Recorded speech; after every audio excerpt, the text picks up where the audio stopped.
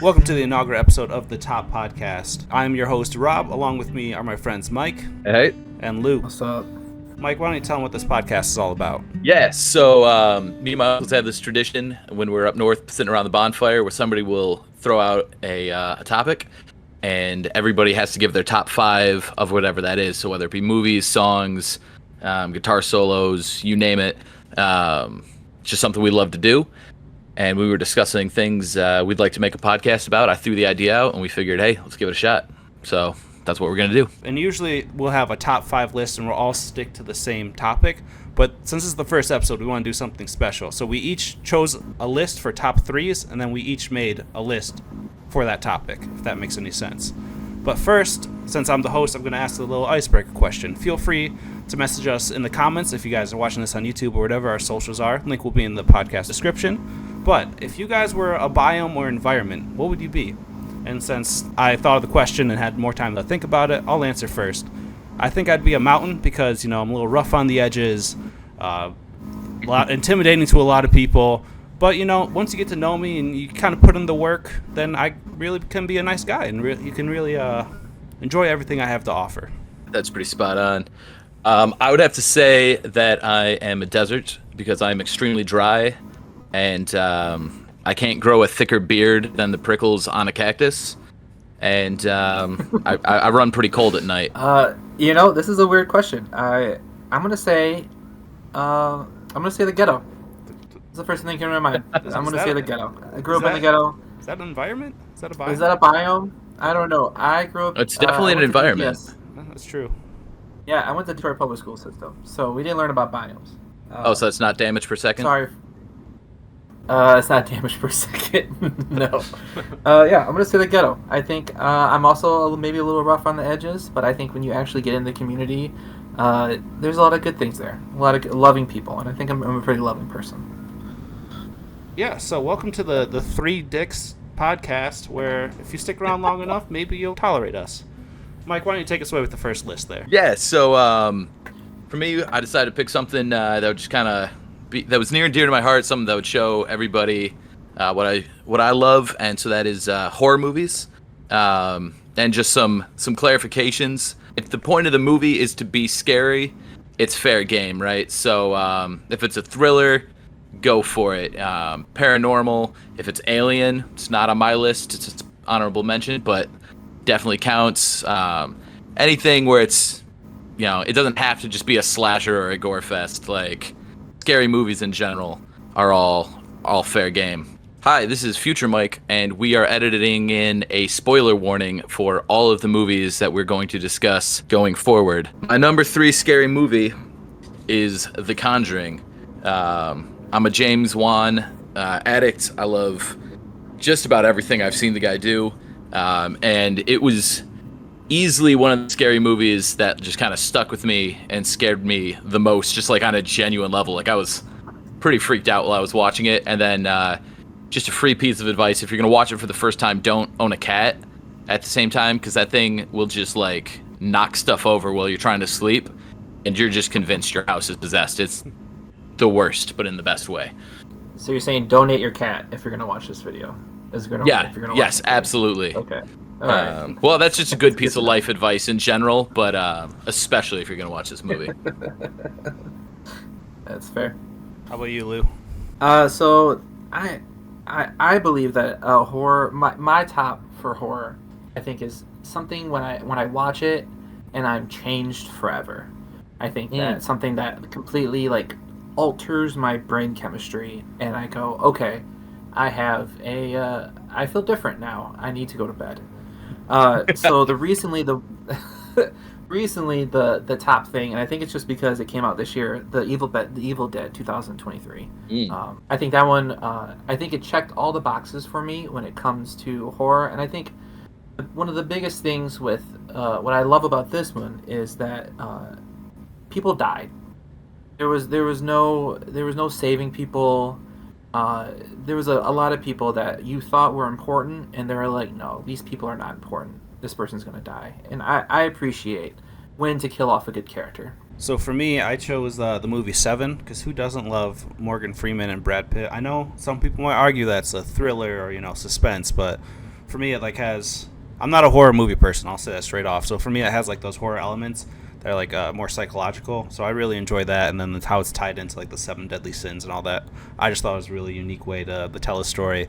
Yeah, I think that metal penis, I think that sword penis, I think is right up in horror. Were you there when we watched it at camp? You watched it at camp? Yeah. That's crazy. I think maybe it was with Lucas or someone, but 100% we watched it at camp, and it's not a camp-friendly movie. No, I mean it is biblical, so you can't define that. You can't defeat that. Coming in at number 2 for me is Psycho 2. Half the people I've talked to about this didn't even know this, like, there was a sequel, and then 100% of them were like, yeah, but it can't be good, right? You know, it came out 30 years after like a genre-defining masterpiece. It's just a cash grab. And it turns out the guy that directed it worked with Alfred Hitchcock for years and years and years, and he actually approached the family and was like, hey, I want to make a sequel. And they were like, okay, yeah. Like, they thought about it, and they were like, if anyone's going to make a sequel, we want it to be you. You're the only one we'd approve. And so you get this story where Norman gets out of the insane asylum and he comes back to his house, and he's just trying to live a normal life, and people start dying around him. And so now you have to figure out, is Norman going crazy? Is he going back to his old ways? Is someone trying to frame him? Is there a new psycho, in the mix? And so it just like, it pays perfect homage to the original movie while just making everything bigger and more interesting and more personal. And the character development was just phenomenal. And if you don't believe me that this movie is great, Quentin Tarantino backs my argument that Psycho 2 is actually the superior film to Psycho 1. But I mean, he also likes feet, so do you agree with him on that?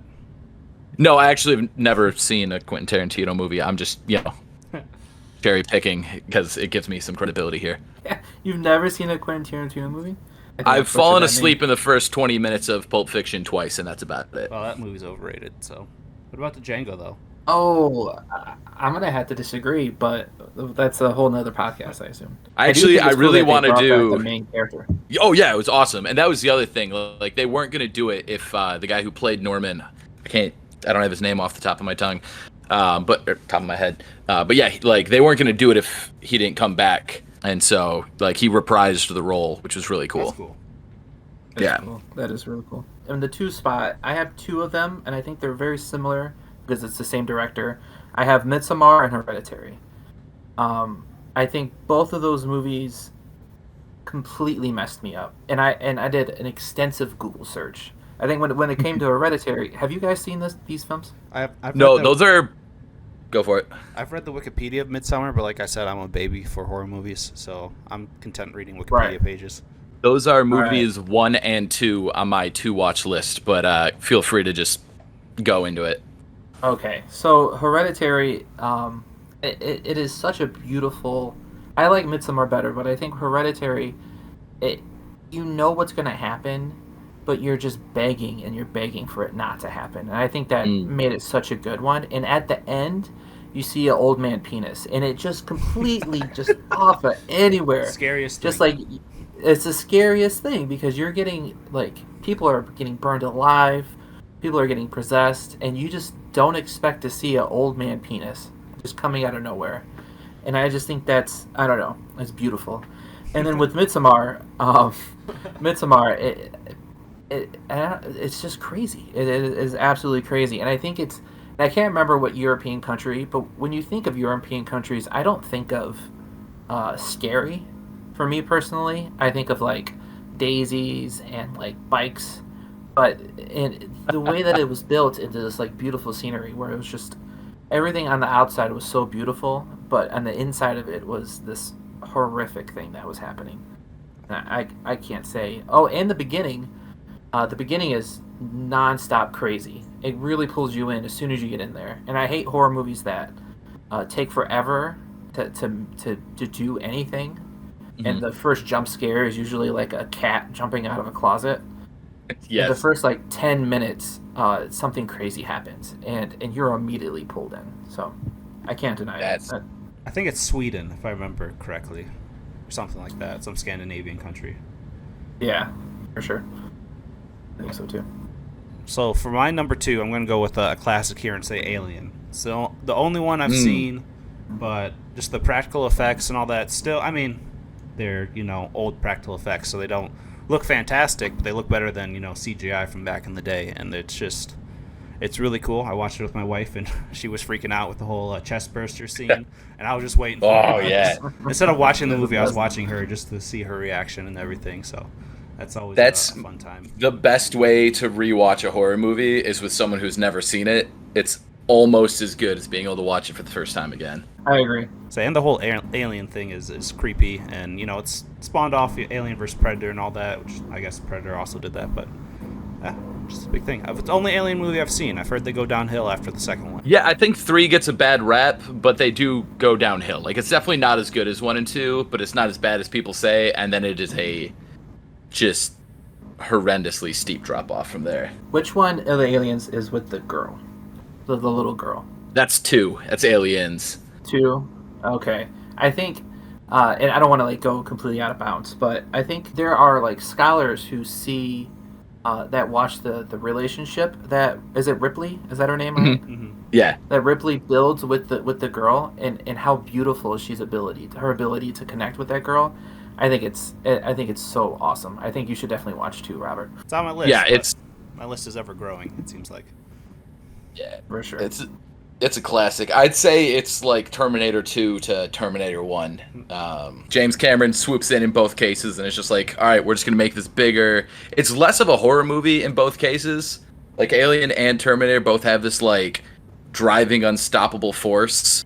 And then in, the second movie, it's more action, it's more character. The style of movie changes a lot. They're both incredible. I'll take Alien over Aliens, but they're both fantastic. Kind of a sidebar. Any of you guys play Alien Isolation? No, that's on my list though. I've heard nothing but good things. I heard the AI for that game is crazy. That's been on my list for almost 10 years. Yeah, no. If you pause the game and leave it paused too long, the alien will still come by and kill you. It's just crazy. Oh, I love that. Oh wow, that's awesome. Do you know what studio built that one? I do not off the top of my head. Who's next?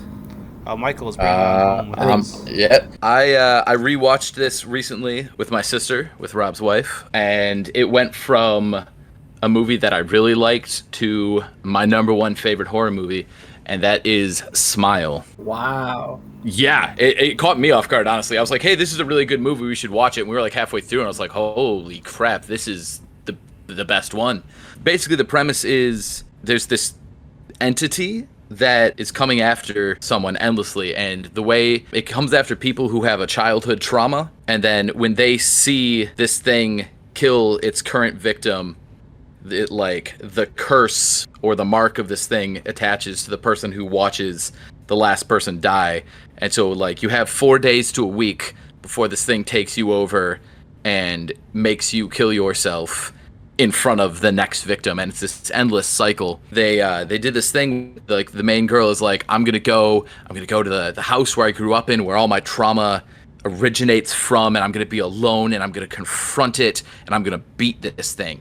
And she goes and she confronts it, and she thinks she beat it, and she leaves the house, and it was all just messing with her head the whole time, and she ends up dying at the end because she refuses to talk to anybody else about her past trauma, and it's just no, I can do it on my own. And then she can't, and the main character dies. And the whole time I was like, the best ending for this is if she dies because she won't take help. But there's no way they're gonna have the balls to do that, right? And then they did. So that was why I liked it. And then just the level of detail, the second time I watched it, the closer she gets to returning to her childhood home, they almost de-age the character. And it's just through things like her hairstyle and the clothes she wears. But as just the trauma and the tension build, and as this thing's just ruining her life, she goes from this professional adult to almost looking like a 14-year-old, just in how broken down she is. And it was so cool just watching all the little visual things, and then just earned jump scares left and right, where it's they don't overuse them, and when they do use them, they're just phenomenal. Yeah, on rewatch, I loved everything about this movie. It's my number 1. Wow. I'm surprised you didn't talk about the promoting that the Smile did. I thought that was insane as well. I didn't actually I knew almost nothing about this movie. I think the first time I saw a promo for it was maybe a week before it came out, and I was like, "Oh, that looks interesting. I'll check it out when it hits streaming." What was the promotions? So the promotions is they would go to professional sports games. I think and I'm pretty sure like baseball, and they would get in front of the camera, and they would just smile. They would stare at the camera the whole time and smile the whole time. I thought that was insane. That fact that like people out here are getting paid to smile in front of a camera for I don't know 3 hours. It's just insane. That's so good though. It was pretty cool. I feel like your Oh, they would do like Today Show, like morning Today shows. They would be. Oh, they'd be like in the window. Like in the window. Yeah. They'd be that's in the amazing. Window. Just while doing somebody's their talking creepy about smile. how somebody's cat. Yeah, like while somebody's talking about somebody's cat doing 360s. There's just like a couple just staring the whole time. That's so good. Yeah. I love that. Yeah. It's pretty fun. All right, bring it home, Lou. All right, so it's so funny that we talked about this because I just recently rewatched this again. So this movie came out in 2007. So I was in the 6th, 7th grade when this movie came out. So I think that's like prime time where you finally understand that the world isn't like great all the time. I think around that age is when that happens. And so The Mist. I found that out pretty early, but. Oh, I'm sorry. we could talk about top 10 traumas for sure. Gotta watch out for that smile. So yeah, for me, The Mist, I think, is the movie that messed me up the most growing up. And I love to give ode to Stephen King just because he is the master at horror and horror books. And I think The Mist, it's a cheesy rendition, I will say. I think the acting is not top tier, but the subject is so good that I can't deny it. The idea is that this is a super small town, and somebody, like a father and a son, I'm pretty sure, is going out to pick up some groceries, and a mist crawls in. Just chaos happens. People die. Usually it's like there's like alien. I don't think they ever explain what's actually in the mist, but the idea of this just ominous mist that's covering the whole state, I think is awesome. And then at the end, since we talked about spoilers, at the end they escape the mist and they're driving out, and they hear this family hears this sound, and the father's like, I don't want my family to get eaten by aliens. And so he kills his whole family in the car. And then he finds out that the military actually was there and was trying to save them. And so he killed his whole family for nothing. And the end of that is just, it's so gut-wrenching. It is crazy. And I think I was at the prime time to be like, oh, you could kill your family? That's crazy. For me, it's definitely I was way too young when I saw it, and I just like had that lasting effect on me. It had to be Jaws. Like if I watched it now, I doubt it would be like super scary. But when I was like in 4th grade, seeing it on my cousin's TV, it terrified me. That's why I don't really like oceans too much. I'll go and swim around, but like I can't fight something in the water. That's one thing that's so terrifying. Like if you were swimming or whatever and a shark attacked you, oh, you're done. Yeah. I mean, I can't outrun really anything on land either, but at least I feel like I have more of a fighting chance. Yeah, well, you can at least like plant and like have some leverage. When you're in the water, you're sitting duck. Side tangent. Yeah. Are you guys a fight, flight, or freeze? Oh, I'm flight, dude. I'm fast. That's the one thing I got that's always been like, I'm not going to win this fight, but you can't catch me. I think it depends on the moment. I think when it's a person, I think I'm a freeze. I think if it's an animal, if I know that I can outrun it, I'm a flight. And then anything else, I'm doing the other. So it depends on the situation for me. Interesting. So let me make sure I got this. If it's a person, you freeze. If it's an animal that you think you can outrun, you're going to run. And if it's an alien, you're going to take it on head to head. If it's an alien, if I'm taking a shower and I think something's behind my curtain, I'm punching that curtain. All right. I love it. Yeah. That is an example. So I am definitely a fight, and I've had to tell my wife this, like, hey, like, you need to make sure, don't sneak up on me. I don't want to, accidentally hit you out of reaction. But like one time she was in the bathroom, like walking by, and I just, out of nowhere, like I just felt like something there and saw it, and like threw a fist out in the shower curtain. Didn't hit her, but like she like screamed and everything. Another thing is, when I was in elementary school, they had this haunted house in the school, and I went as Legolas because I was a nerdy kid, and I got scared. I guess I started like swinging my fake bow at them, and like they're like, so on the future they're like, no props, no weapons or anything, because I was just swinging this thing at them because I'm just like, get me the heck out of here. I'm not. And it probably wasn't even that scary because, it was a school haunted house, but... Right. So, yeah, I can't do that in the water. What am I going to do? Try to punch a shark? I guess grab behind scales is the the move, but And I said, "Brother Shark, we are all family in this great ocean." What's And then I that woke up from? in the hospital. How I Met Your Mother. That's awesome. I remember that, but I didn't remember where it came from. That's awesome. What a pull. Can we talk about honorable mentions? Because I feel like there's so many good. Oh, sure, absolutely. I'll throw in. I got a couple. I've made a list of honorable mentions, so I'm good. With Okay, very cool. Do you want me to start first? that. Go for it. Yeah, go for it. All right, so It Follows. I think is Shot in Detroit, it's a- in the Detroit area. Fun fact. Was it shot in Detroit area? it That's was. awesome. I didn't know that. That's super cool. Very low budget, but I think it's such a beautiful, and it reminded me a lot of Smile. It's called Smile, right? Yeah. Okay, yeah. It reminded me a little bit of like that, so I thought it was cool. But I think that was such a beautiful thing for how the budget that they had. For me, one that comes to mind, you guys both mentioned movies you saw kind of too young, and mine was Signs. Like, I saw that when I was like 11, and I slept with a glass of water by my bed for the next like 3 years.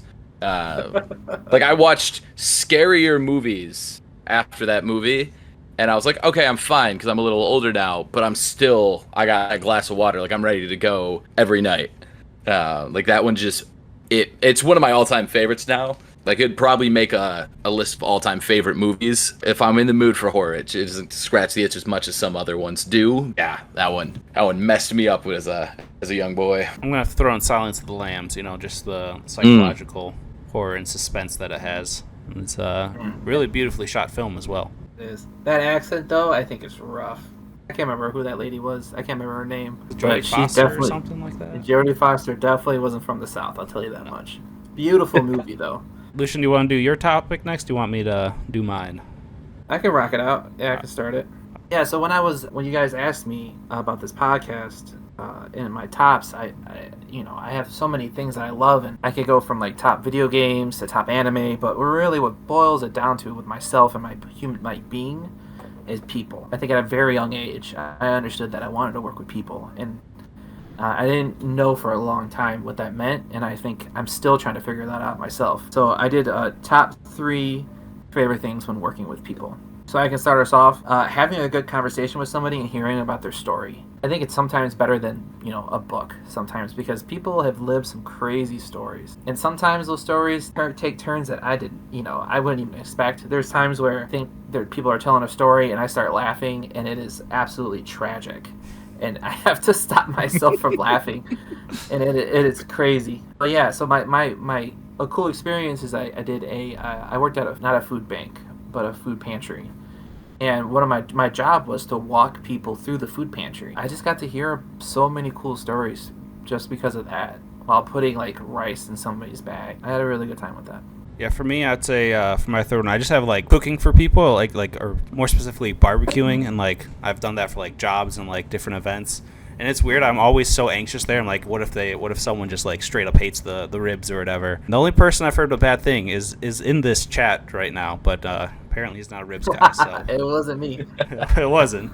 But apparently, Yeah, I mean, I'm sure the ribs were fine. I just don't like ribs that much. that was basically what he said, and I'm just like, I can't cook for anyone else. One example I just really liked is I used to work at REI, and they have inventory day, which everyone hates. They're talking about like what should we cater and all that, and I said, hey, just spend the money on ribs, and I'll bring my grill and just smoke ribs during the day when you guys are doing inventory. And I was surprised they bought that. So I ended up hauling my whole wood pellet grill there, and then everyone just has these miserable look on their face because they just have to sit there and like keep on scanning the items. And I'm just out in the back grilling, listening to music and all that. And it was so nice, but like, hey, here's some food. Take a load off.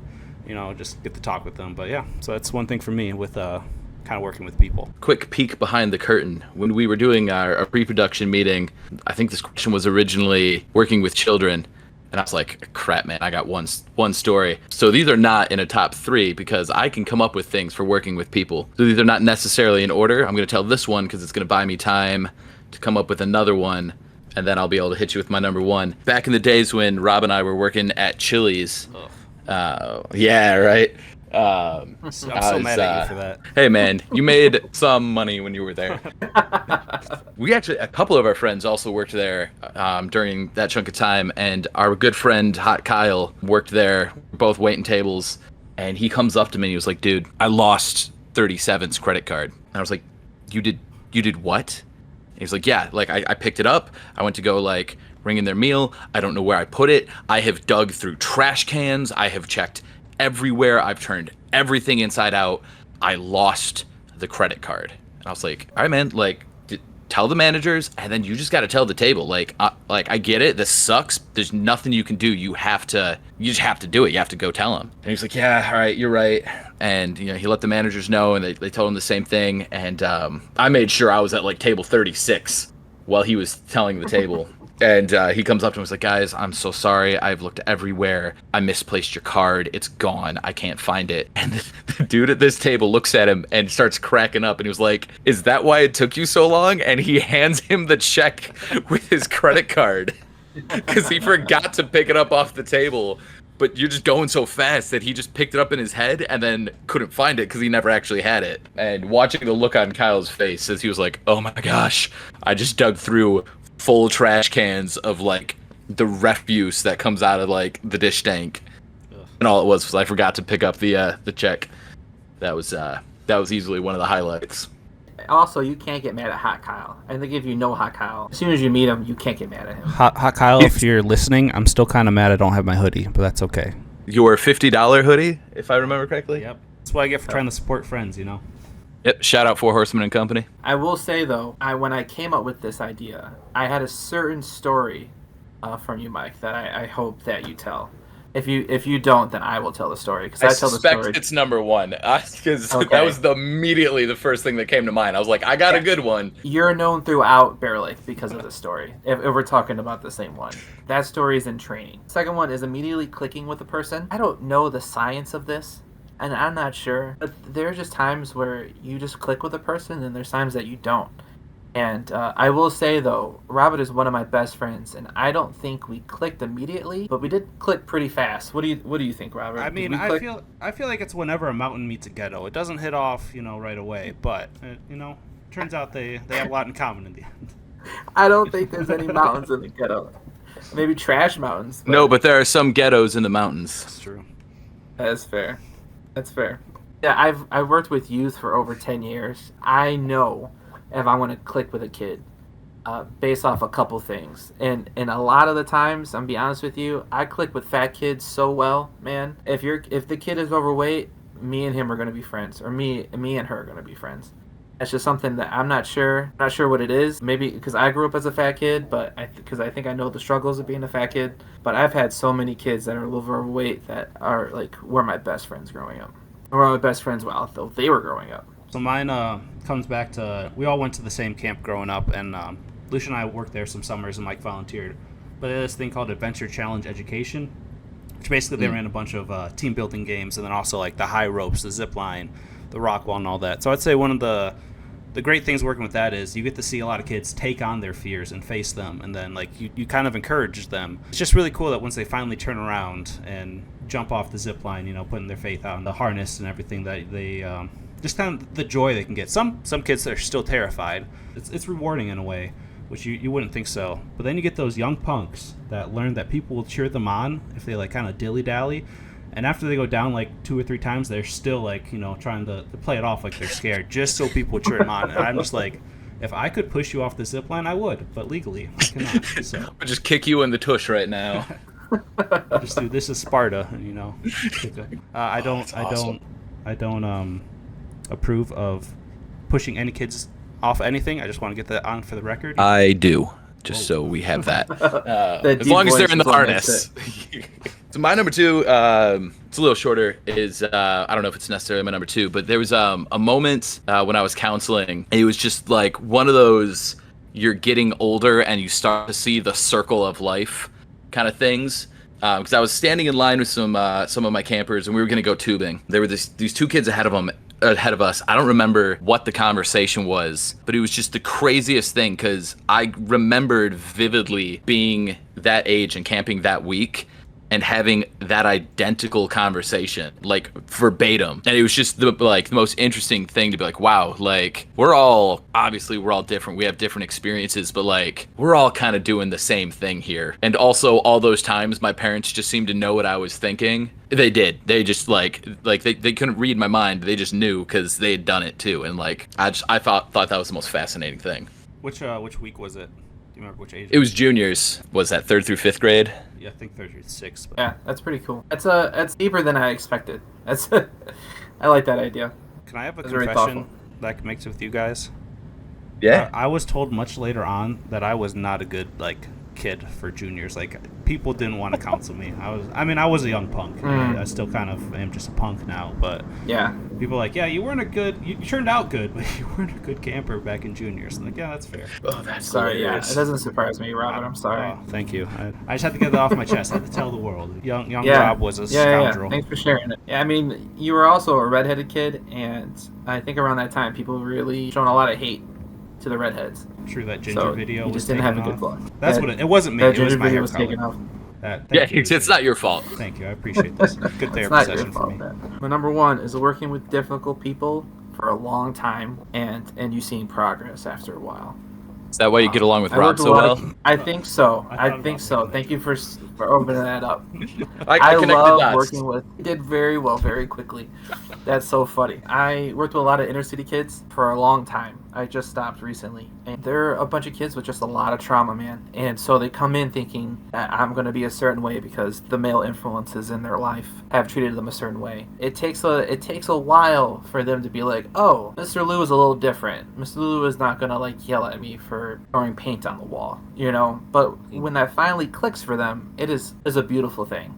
I also like seeing that in my friends. Honestly, my best friends growing up, I think, or even now, I think we're always rough around the edges. I will tell a story with Robert I think is awesome, is that I was playing college football at the time, and I had a really bad back, and I just needed ibuprofen. And because we were at this camp, I couldn't find any, and so I asked Robert, I was like, hey, there was a gas station right down the street, maybe 2 minutes down the road. And I was like, Robert, can you please take me to this gas station so I can buy some ibuprofen? My back is killing me. And Robert was like, no, I can't do that for you. And I was like, who is this guy? I don't remember this at all. Who is this guy? I cannot believe this. And then years later, I stood in his wedding, and we're best friends now. So I was the dick. everything starts off. That's my number one. I don't remember that at all, but oh well. At least it turned out all good in the end. It all turned out. Yeah, my back is okay now. You finally got that ibuprofen. I finally got that ibuprofen. Yep. After crawling to the gas station. No. I think I just stole it from somebody, but no matter what. So mine is back in our high school camp. Every 4 years they play this game called Plane Crash, and you'd hear whispers through it as going at a camper there. And then basically the premise is they get you in this room. They take away one of the team captains and they go hide someplace.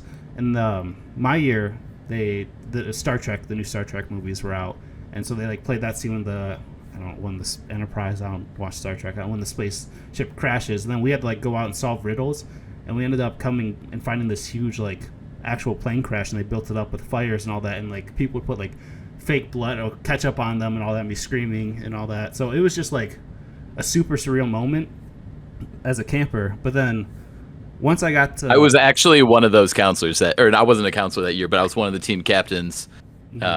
We used a ketchup bottle apiece. That was some of the most fun I've ever had. I ruined some really awesome clothes for that. Yeah, but it was a great time. And then fast forward 4 more years, because like I said, they only do it every 4 years. My second year working at the camp, we know it's going to be this year. So throughout the whole week, we take, I think, an hour or two out of our workday and just start prepping. So I'd be hammering away at making this fake airplane wing and all that they were going to hang up. And me and this other guy just start brainstorming, end up making this turbine that we put a campfire in so it looks like it's on fire. And it's it was great because I kind of saw the work. In the future, I saw the work that other people did to make that experience so great. And it was just so cool to be able to kind of the work away and give that experience to other people. And just the look of awe and people just what the heck is going on here, what, and then having all the team leaders scream and all that, and then one guy was going around acting like he was from Lost and just mumbling. I forget what they're called, but they're just looking in the shadows and mumbling. It was just such a cool experience to kind of give back in a way that I remember was such a big thing for me. So that was probably one of my favorite moments working specifically with youths and all that. That's awesome. Just to touch on that, the year you were a camper for it was me and our friend Dylan and Peter, and we were all trying to like outdo each other to be like more like distraught in the way they found us. And Dylan got this idea to hang upside down from a tree, and so the dude lodges his ankle like in a wide like break in the tree, and legitimately for like 10 seconds was hanging there, and he's like, I'm gonna stick like this, and we're like, no you're not. And about 10 seconds later he's like, guys, I can't get out. And so we had to get up and lift him out of the tree and then like get back into our positions. Peter was my captain that year, and my year doing that. Didn't he like legitimately traumatize somebody so much that she was like, I can't do this? Like, I don't remember that. All I remember is he laid in poison ivy, and people got poison ivy from him. We're just like, screw you, Peter. Oh gosh. That sucked. I mean, it was dark. It was, like, I remember that. There was no way he could have known. Mm-hmm. Oh, that's great. You remember what year you're talking about, Robert? So that would have been your first year. That would have been, is that Escape? Yeah, that would have been Escape. Okay. I had Lucas as a captain. And I was, and he's a lot fitter now, but he was like, I want to say almost close to 3 bills. He was maybe like 270. He was a big boy, and I had a team full of like young, small people. And it was such a challenge getting him out of that plane wreck, but I think it was so much fun. I think it's for anyone who didn't go to camp, you had to build like a stretcher. Mm-hmm. You had to collect pieces, build a stretcher, and then carry them out on a stretcher. Ours got torn in like by a thorn, trying to get to the poison ivy, and it just like ripped. And yeah, I think ours was the only team where our captain died, was ruled dead. It's got to be one sacrifice. But yeah, it's a good first pick, Robert. All right. So for me, for anyone who's worked with kids, you're probably going to be familiar with what's called the 2 adult rule. And the 2 adult rule, the concept is basically just like, hey, we want to make sure these kids are safe and that nothing can happen to them. And then also as an organization, work protected from any kind of accusation. And so if you're going to be alone with a student, you need to have 2 adults. I was counseling, and it's you as the senior counselor, and then you have a junior counselor. And all that means is one of you's an adult and one of you's a minor. And we were at the climbing tower. One of the campers was like, hey, I really got to go to the bathroom. And I was like, okay, does anybody else have to go to the bathroom? Because if you get 2 or 3 kids, it's like, great. You're not alone with the student. You send a group. It's all good. But nobody else had to go. And I was like, okay. And like, I didn't know my junior counselor that well, but I knew his family. They'd gone to camp for a long time. Had like an excellent reputation. And I was like, Caleb, man, just take him. The building's right over there. I'll clock you. You'll be covered. Like, get in, get out, make it quick. And so like, they run over to the building, they come back. I don't think anything of it. And the next day, this kid comes up to me and he's like, hey, can I talk to you? And I was like, yeah, man, what's up? And he's, he goes, it's about when Caleb took me to the bathroom. And like, my whole body just like ice water. Like, I'm freaking out. I'm like, oh my gosh, what? I just sent this kid off because my junior counselor has his family has a good reputation. Like, I feel so terrible. I'm freaking out. Like, what is this kid about to say to me? He's like, yeah, like I went into the stall and my poop was green. And this kid had ate so much green Laffy Taffy that it stained his feces on the way out. And I was just like, oh my goodness, I am never sending a child without like just a group of people anywhere ever again. And like, I'll tell you what, you've never experienced relief like green feces in your life. It was just, that's the one that came right to mind when Lucian pitched this one. Is that the idea you had? No, it is not. No. That is okay. Hilarious, though. Yeah, it was. It is not, but I do remember the story. I remember hearing the story, and I forgot about it, and so I'm so happy that you did share it. My favorite story, I guess now my second favorite story, is when your camper didn't shower the whole week. And yes. And instead of getting him into the shower, you just grabbed his soap, and you squeezed out half the bottle outside. And you gave it back to him. He's like, here you go. You took a shower. Okay, so yes, I absolutely did that proudly. The trick was that that kid, so my thing was during free time, I'd get in the pool and I'd just wrestle with campers, which apparently you can't do anymore, and it's heartbreaking because it was the best. Just like kids would try and dunk the counselor, and you just be picking up third graders and chucking them halfway across the pool. It was so much fun. It was good as a camper and a counselor. I loved it as a kid. And I loved it even more as a counselor. And I knew for a fact that kid spent 2 hours a day in a chlorine bath. And I was like, dude, you're fine. Like, you're a little gross. I'm pretty sure I made him take a shower and then squirted the rest out. I 100% was like, hey, this is what I used to do as a camper, so my mom wouldn't know I didn't shower all week. And just, like, gave it right back. I just picture a parent being, you did not use half this bottle taking a shower. Like, you are lying. Like, I gave you a full bottle of soap and now it's half gone. Like, I know you. But I think it's an amazing story. That's why everybody thought I was a good counselor. My kids took showers every day, in giant air quotes. Yeah, at least you didn't take them to the river at night, like some counselors. Wait, what? There's a river there? Oh, a lake. I'm tripping. Oh, okay. Are you referring to the Boogaloo incident, as it's known nowadays? I am not talking about the Boogaloo then incident, but I do know that. know. But I think we should save the stories for another podcast. I think we could talk about special. Yeah, I think we can. That's how you retain viewership, right there. Future podcasters, in all of our success, that's how we did it. Bam. My top list, we all like music, so I'm not going to say that this is like mostly my thing. I mean, the intro you guys heard to this podcast, Mike played the guitar on it, and I did all the other random stuff. But I was torn because a lot of us like the same thing. So I just did the top 3 concerts you have seen or want to see. And by concert, I mean like headliner or band or artist that you want to see. So to start off, I'm really torn about this third place. And so I'm just going to say it, get it over with because I can't take it back. Mumford & Sons. I saw them in Oklahoma City. Fantastic concert. And it was just a really good time. There's even like a medical emergency. They stopped, like some person like passed out or something. They stopped the whole concert and like called out people, which I thought was really cool. It sucked because, they're like in the middle of the song, but hey, at least it was cool that they cared. So we'll say that's my number 3. So okay. I'm not a huge concert guy. I haven't been to that many. And so I kind of took this as like, let me ask you this. Can I pick an artist in their prime? Yeah, go for it. Okay, cool. Because, like, I got 2 artists on this list, 1 and 3, where it's like, I got no interest in seeing them tomorrow. But if I could see Bon Jovi when they were touring Slippery When Wet, I think that'd be the coolest thing. I want to say it was John. It was either John or Richie, the guitar player. They would have In a Harness. And during Living on a Prayer, they would run off the stage and, like, it pulled into the air flying squirrel style. And they'd, like, fly over the crowd.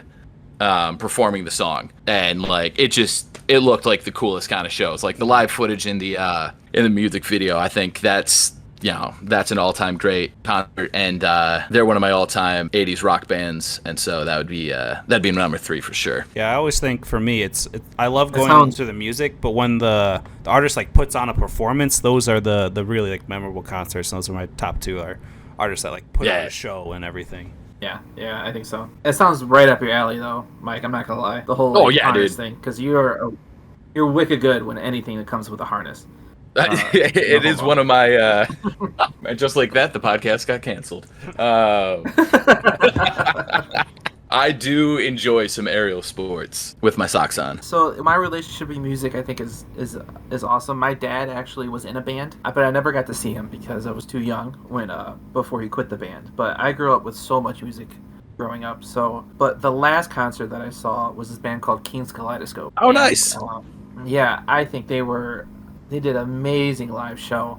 And I think there's a couple things. I'm happy that we're talking about concerts because there's a couple like criterias for me when it comes to concerts. And I think like the King's Kaleidoscope, I think did an amazing job hitting all those things. And so for one, like I don't know how deep we're gonna go into it, but I'll rant a little bit.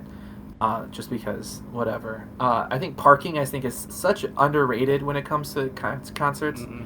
I don't want to park. Yeah, I don't want to park 3 miles away and have to walk the whole time after standing for 3 hours, right? And so I think the parking was cool at this King's Kaleidoscope. I wish I remember the venue. And then the people. I think people can be so disrespectful when it comes to concerts, and it just seemed like we all came because we loved this band, and I think everybody had that respect. And I think that was awesome. And then the show, I think King's Kaleidoscope, if you've never heard of them, they have a full band, right? They have horns, they have the drums, they have everything. And so it felt like a full sound. And I think they did an amazing job. That's my number 3. Did they do a prayer Do you remember if they played that song? Honestly, I do not remember if they did or not. I want to say they did, but Oh, did I they don't drop wanna the mistake. F-bomb? So that was a big thing. They did drop the F-bomb. There we go. Yeah. Respect it. Yeah, they did drop the F-bomb. Yeah, yeah. I know you like Christian rappers or Christian artists who say fuck. I think it's awesome. Well, yeah, it's like, especially, 'cause, yeah, he is I don't know, is he only a Christian artist, or is he like kind of an artist who is also a Christian? I think everybody now is, if they're in the Christian world, I think they're all artists who are just a Christian. Yeah. He's got he's got Come Thou Fount in his top 3 on Spotify, or his top 4, 5. Because I know like he did some worship songs, but I didn't know if he only did like quote unquote Christian songs. Yeah, I'd argue that he might have some non worship albums potentially, but I think the guy's definitely a Christian artist. Well, yeah. But anyways, back to it. I kind of like respect that he wrote this piece when he was like in like the darkest part of the night, and like he's just like depressed and everything, is at least what I get from it. And he uses the F-bomb, and that was a huge thing. Like, oh no, King's Kaleidoscope dropped the F-bomb. Like, dude, come on. Like he's being real. Like that's the main problem I have with Christian music, is that it seems so fake. So it's like he's being real. Oh, there's a fun top 5. Top 5 issues with modern Christian music. I'll make a top 12 right now. Yeah. So I'm like, why are you trying to censor? I mean, you did grow up your dad being a pastor, so. I'll tell you what. I don't know that has anything to do with it. Like I got some opinions on like the worship music scene as a whole. Yeah, it drives me nuts. I just think it's crazy how people try to censor like this man for being honest and writing what was on his heart. Yeah. Try to censor him for it. I'm like, come on. Yeah. For my number 2, I'm going to kind of gatekeep here. I saw 21 Pilots in concert before. They were cool. Me too. It was just really cool to see them, and like I hear their shows have gotten even more crazy, so I kind of want to go see them again. But that was just such a fun show. They'd like bring out these platforms, and the crowd would hold the platforms up, and they'd be playing the drums and all that, and like interacting with the crowd. It was just such a fun time. I saw them my freshman year of college when they were touring Vessels. Mm-hmm. And yeah, that show was like, I mean, that was like, it was like nothing I'd ever seen. Was that the film? No, it was a smaller venue. I can never remember what it's called. I've seen like 3 shows there. It's probably 20-30 minutes from like Rochester Hills, because I stopped and saw my uncle on the way. I also saw, who did I see there? I saw Reliant K there, and then I saw a couple smaller bands, some local bands that were playing there, and I can't for the life of me remember where it was. When I saw Reliant K there, we went with Kevin Block. He was our chaperone, because we were all in high school, and this man talked his way onto the side of the stage and hung out with Reliant K during the opening acts. Not surprised. Like, we're all like, hey man, where'd Mr. B go? And then I looked up and I was like, he is talking to Matt. Like, he's sitting in the VIP area. And he was just like, hey guys, I'm here with a bunch of kids. You mind if I hang out? And they're like, yeah, come on in, man. Like. Oh man, we could do a podcast just on. Oh, top 5 Kevin moments. I have my top 1 already. That's so funny. Also, when they're doing their Vessels, it's like right before they hit that initial wave of like shooting up. So I think they said like we were at the Fillmore in Detroit, and they said it was like one of their biggest shows to date, and they used it in like music videos. So that it kind of holds a special place in my heart for that. And I was with a bunch of camp friends from working with the summer, so it was just a fun time all around. So my second is I got to see Annie Mineo back. I think back in like 2012. If you know me, I'm a big Annie Mineo fan. I have a tattoo represented one of his songs, and I got to see him. Because I didn't grow up being a Christian, and I kind of got into the Christian scene in high school, and there's just this natural corniness when it comes to Christianity. I think outside looking in, if you're not a Christian and you're looking into Christianity, there's just like, I don't know, just like why do we do this? And listening to music, I thought was what drew me to the church that I grew up in was the music, and I thought how good the live band was. And when I found out about Annie Mineo, I was immediately drawn to him because I grew up loving hip hop, and I got to see him in person, and I got to see him with one of my good friends at the time, Daniel, my youth leader, Steve.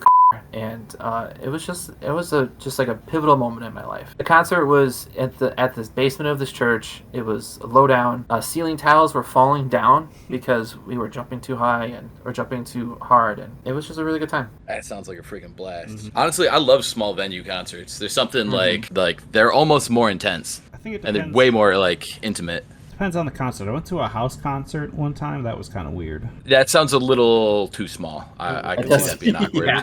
It's Yeah, for that's a fair. spoken word artist. He's like doing a tour, and I bought tickets because I had a pretty big spoken word phase. Is this another Daniel shout out, or is it? It is not. After that, Dan the Lion Man. I went. It's like this random place in Grosse Ile, which is a little island off of Detroit. For those who don't know. And I'm driving around, I'm like, these are just houses. Where's like a venue or something? And I just see this whole like pile up of cars outside this house. People walk in, and I'm like, this has to be it. And it was weird just going in and sitting on like some person's chair and just hanging out there waiting for the concert to start. But it was really intimate. I will say that. How much did you pay for those tickets? Do you I think remember? it was like $15. Okay, not too bad. No, But it does feel a little culty though. I don't know. Were you with somebody? No, it was just me. Ooh, yeah. All right. Well, happy that you're alive, Robert. We appreciate it. Well, it was $15 for the tickets, but Salvation cost him another $4,000.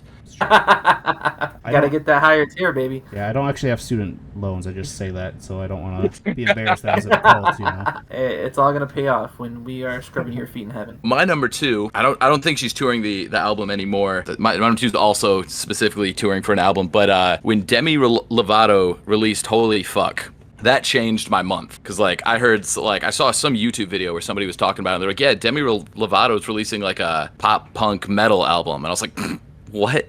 All right, I gotta listen to this. This is gonna be a good laugh. And I listened to it like 4 times straight. It was really weird. My top artists, like I think I started listening to it in like October, and my top Spotify songs were like a random Bruce Springsteen song and then 4 tracks off that album. It's this raw, angry album that's like, I'm sick of people telling me how to live, and I'm sick of the system and the machine that she grew up in, just like the predatory nature of like the child star Disney. We'll edit that word out. The mouse is, we're going to create people, we're going to wring every last drop out of them. And then just like also some of her substance abuse issues. And it all was just this churning vessel of emotion. And I loved it. I thought it was so good. And yeah, to see if you could play just the whole album straight live, I'd pay a lot of money to see that. I remember you texted me like, do you listen to the new Demi Lovato album? I'm like, no, who do you think I am? I had to explain myself so many times that month. Like it got to the point where I started with, okay, let me explain before I said anything else. Because the number of looks I got when I was like, have you heard the new Demi Lovato? And people were like, you're almost 30. You are a 30-year-old man almost. Why are you asking me if I've heard the new Demi Lovato? I'm like, no. Gotta listen to this one. So for my top one is probably one of my favorite artists, John Bellion. Seen him in concert. It was definitely a smaller concert in Tulsa. But that guy just really knows music and is cool. I've seen a lot of his live performance. He'll like kind of switch stuff up and like tell the band like it basically seems like a group of guys just jamming, and like they'll kind of like switch it up and play off each other and all that. And maybe it's staged, but it just I hate to use the word, but like the vibes are really cool. And it's so cool to watch someone who sees music as a craft and like is always trying to perfect their craft, and just seeing him kind of just work. It's such a cool thing. My favorite thing, and he also puts on a really good performance. So he's my favorite concert that I've seen. That's awesome, man. It's cool that like because this has been your favorite guy for quite a bit of time, right? When did he first come out? Well, I started listening to him sometime in probably 2016, 2017 in college. Yeah, that's awesome. He's now like just a producer. One thing I have mad respects about him, and if the podcast goes on long enough, I'll probably have plenty of John Bellion rants. But he's like, I am happy with where I'm at, like fame-wise. I don't want to like tour and all that and be taken away from my family. I just want to like go home and play video games with my son every night. So basically now he's just a producer for other people. Like I know he did a lot of, like he did one of the big Jonas Brothers songs on their new album, and he just does a lot of like behind the scenes work. And I just have mad respect for that. He's like, I've made it. I'm happy. I'm not going to ruin my life for this. That's awesome. That is awesome. All right, my number one. I don't think per se this is my number one because I don't think I've gone to my number one concert, but I think I have to show respect to where respect is due. I got to see Slash in person. Oh! And I thought, it was, I'm just so happy that I got a chance to do that. So it wasn't just Slash, cool. but it was Slash featuring Miles Kennedy and the Conspirators? Man, sometimes speaking's hard for me, man. My second, I love Andy Mineo. I think my first favorite artist is Alter Bridge, and the head singer of Alter Bridge is actually Miles Kennedy. And so I got to see my favorite. I got to see two of my favorite artists in person. I got to see like Slash, who has years. He's 58 now. I think he was still in his 50s when I got to see him. To see somebody so dedicated to their craft and so healthy at 50, I think is so inspirational. I think should to anybody, to be able to do that, because I think there's two types of 50-year-olds. There's people who are like, "Ooh, you are 50," and then there's other people that are like, "Oh wow, you're 50 years old." And I think Slash definitely hit it. And then Miles Kennedy has such a range in his voice. Oh, he's one of the best singers out there, especially Yeah. male singers. It's crazy. And completely underrated. And I think that's the big thing for me too. I think he's one of the most underrated artists to this day. But yeah, I got to see them both, and it was a great show. I brought my wife. We drove out to Canada. I have a really funny Canada experience there. Man, their money is funny money, I will say. Hopefully there's no... I doubt there's any Canadians that are going to listen to this. Maybe the Poujets. Shout out to the Poujets. Anyone who doesn't go to camp is gonna be like, who are all of these people? It's just a list of Bear Lake people, and then Hot Kyle has been all the shoutouts. That was it. The problem though was that we got higher seats, so we weren't on the floor. And I think I think any type of advice is, if you're gonna go see a concert and you love this band, pay to be on the floor. 100%. Yeah. It is almost, and I'm not saying, whatever is in your price range for sure. And if you can only afford a higher seat, it's better to be there. But to get the real full experience, you got to be on the floor, man. Mm-hmm. Yeah, that's what I was like from Mumford & Sons. I got the general admission on the floor. I had some friends that were like up in because it was at the Chesapeake Arena, so it was this huge basketball arena, and they were up in like the nosebleeds. I think I had a better time than them. Just like being no super question. close to them. Yeah. You got to like elbow somebody in the face and then get away in time for Mumford & Sons to think they passed out, and like... Yeah. You're still worn out. Oh, sorry. Cut that. You edit. You got this. So my number one, it's tough. I feel a little cheap saying all albums or all artists that I haven't actually seen. Bruce Springsteen's No Nukes concert. It's also kind of cheating because it was a live show and it's been recorded. But that album is so good. That live album is just it's fantastic, and to have been there and to see that show live would have probably been just like a once in a lifetime thing. And I'm sure people who were there still talk about it, and I'm sure everyone who they tell is overhearing about it, and I would love to just hoist that story upon people for the rest of my days. Do you guys have any honorable mentions? I do. Yeah, I got one, but yeah, go for it. All right, cool. So Dreamville is a I think it's a label J. Cole started, and J. Cole is in my top 5 for sure. He's probably one of my favorite rappers of all time. And they do it's not a, what do you call it? It's not a concert, but it's a festival.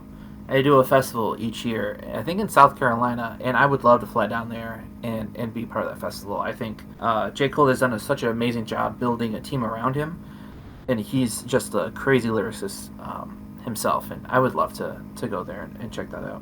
For me, what I was really throwing around for my third place spot was either Mumford & Sons or The Head and the Heart. That was a really fun concert I went to down in Tulsa as well. Just another like good experience, and kind of the folky vibe, which for the most part is a pretty laid back, chill atmosphere. So I was really struggling between the two for my number 3, so that'd be my honorable mention. For me, it's between I saw an actual live show I got to go to for real, was seeing John Mark McMillan in concert. He's one of those rare guys that I like, who's like a big Christian artist, and like he's got a lot of music that still gets played in churches on Sundays. But I feel like he writes genuine music, and it's not about slapping a bunch of God words together and getting paid. It's about just like expressing what he's going through, or he'll take things that he's read and just like our friend Alex once described his lyrics this way. He's like, when normal people want to say something, they just say it. When John Mark McMillan wants to say something, he thinks about it and he says it in a way you've never heard it expressed before. And I think that's just like the best way to